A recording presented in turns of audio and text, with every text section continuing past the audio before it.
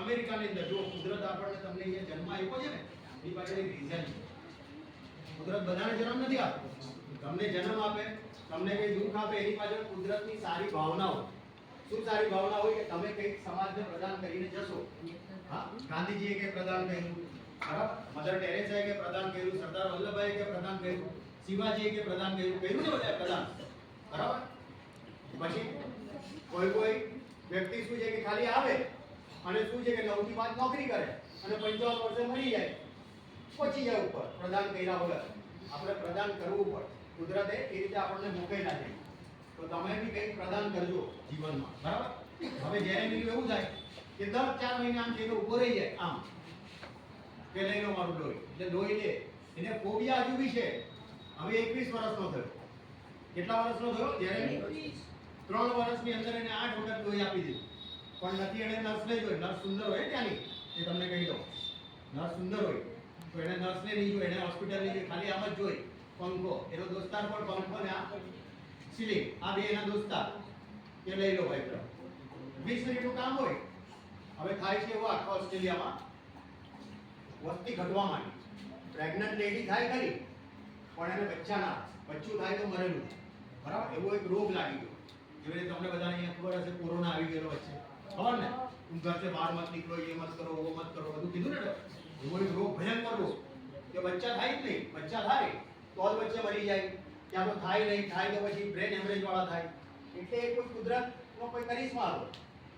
પછી ત્યાં તો ડોક્ટરો બધા રિસર્ચની ઉપર બેસી ગયા. મારા જેવા રિસર્ચર હોય ને એ લોકો બેસી ગયા, આખી રાત જાગીને બધું ટેસ્ટિંગ કર્યું. એક બ્લડ જે આવે છે એનું ટેસ્ટિંગ કર્યું, તો નેગેટિવ પોઝિટિવ ક્રોસ થતો. નેગેટિવ પોઝિટિવ ક્રોસ થાય. તમારા બધાના બ્લડમાં છે ને 6 કાઉન્ટ છે. A+, B+, O+, A-, B-, O-, 6 plus હોય.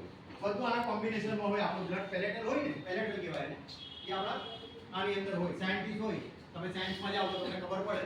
તો આવું જ હોય દરેક જગ્યાએ. હવે થાય છે એવું કે બધા આ બ્લડના સેમ્પલ, સમજી લો કે આ બ્લડના સેમ્પલ કોઈ કાઢે. આ બ્લડ છે, આ બ્લડના અહીંયા સેમ્પલ, લાઈનમાં સેમ્પલ. ડિસોજા જોયું નહીં, ડિસોજા કા નહીં ચલે. આના પછી આવે સલોની, જીવી ગયું. એટલે સાયન્સ લોકોને ખબર પડ્યું કે આ બ્લડ જ આપણને ચાલશે આખી દુનિયામાં, બીજા કોઈનું બ્લડ ચાલશે નહીં. આ જો આપણે છોકરા બચાવવો હોય તો. આ જેરેમી 21 વર્ષનો થયો, એને રેલવેમાં નોકરી મળી. ક્યાં નોકરી મળી? રેલવેમાં એને ડ્રાઈવરની નોકરી મળી. ડ્રાઈવર રેલવેના જોયા ને, ચાલે એટલે પેલો ઉભો રહે, આમ એને મળી નોકરી. તો હવે આ બ્લડ આપવાનું તો દર 4 મહિને નક્કી કરેલું કે સાહેબની પાસે ગયો, સાહેબ આ ડ્રાઈવરની નોકરી તમે કરો અને ક્લાર્કની નોકરી આપો. ડ્રાઈવરમાં પગાર વધારે મળે, ક્લાર્કમાં તો ઓછો પગાર મળે. પણ જ્યારે મેં નક્કી કરેલું કે મારે બ્લડ આપવો હોય તો દર 4 મહિને મારે જવાનું ને, 4-6 મહિને. મારે તો આખા ઓસ્ટ્રેલિયાનું રૂમ છે. એટલે ત્યાં ગયો, એના પેલા સાહેબને કીધું, સાહેબ કે ના એવું તમને પહેલા એક વખત ડ્રાઈવર બનાવી દીધા, આવું કઈ જોઈ લો તમે આવી રીતે કહો કે તમે ગમે ત્યારે આવીને ક્લાસ બનાવી લો, આવું કઈ ખોટું હશે? એવું નહીં થાય. સાહેબ આવું જ કે ને, સાહેબ આવું જ કે ને. તો પછી બી એને આગળ ગયો. નાના મિનિસ્ટર હોય તો મોદી જેવો એની પાસે ગયો. તો મોદીએ બરાબર આખો સ્ટડી કર્યો. દેશની વસ્તી ઓછી અને આપણે એને ક્લાસ કરવું છે ને, ક્લાસ બનાવી દો. આપણે પેલા જોઈતી મતલબ છે ને, અને એને પૈસા ઓછા આપવાના, એને કા પૈસા વધારે આપવાના. તો આપણો પૈસા બી બચી જાય અને જેરેમીનું બી કામ થાય અને આપણા દેશનું બી કામ થાય, બરાબર કે? એટલે એ લોકોએ માની લીધું.